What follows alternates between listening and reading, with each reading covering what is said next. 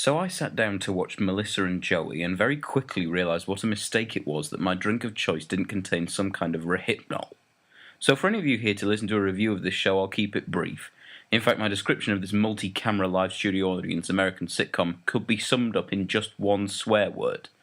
I'd like to use the rest of the runtime to do something I haven't done in a while. Criticise E4. The reason why this show even appeared on my radar at all is because Channel 4's retarded cousin picked it up from America and started playing with it. Despite all of our amazing technological advances, there still must be a long and, I imagine, expensive process to pick up a show from another country, even though a quick search on YouTube would yield me a video of a man in Colombia picking his nose. I'm nowhere near smart enough to even speculate on the length of the process needed for E4 to scoop this show out of America's compost heap, but it represents yet more evidence that scheduled programming will die soon, and missteps like this will only serve to shorten the funeral's guest list. But E4 is one of a very small number of channels even sniffing around America's bins, and they're not even doing a good job. The amazing Arrested Development could have lived a little longer if certain UK channels had been more on the ball, and the same goes for the hilarious It's Always Sunny in Philadelphia, not touched by a single UK network, but is waiting patiently for comedy fans on any streaming service.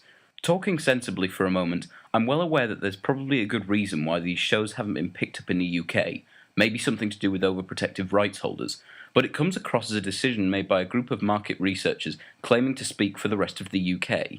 Even if it is the former, it's still pretty fucking outdated to gate off international content. You get the sense that those boundaries are temporary until executives figure out how they can make money. The true irony being that I and millions of others would gladly pay to have access to every TV show. But in this world, it's almost childish to assume that all of these companies will start to get along. It's like Russell Brand telling us that there are poor people. These executives always want more of your money. Darth Murdoch has as much money as several countries combined, but you get the sense that he'd sit patiently and wait for you to buy the next round. An international corkboard of TV shows could be exactly what we need to put TV in the hands of the creatives. Scheduled viewing is the Titanic, and when it sinks it'll take a lot of people with it too stubborn to get off. Right, sorry. Melissa and Joey, a stupid show for people who have never seen a comedy before, but will probably make a large group of dribbling half-wits claim to be comedy fans.